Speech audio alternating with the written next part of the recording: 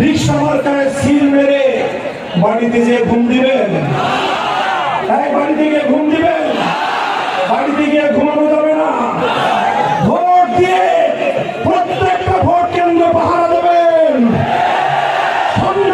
পাহারা দিয়ে ভোটের হিসাব বুঝে দিয়ে ফসল বাড়িতে গোলায় তুলে তারপরে বিজয়ের মিছিলে সামিল হব আমরা।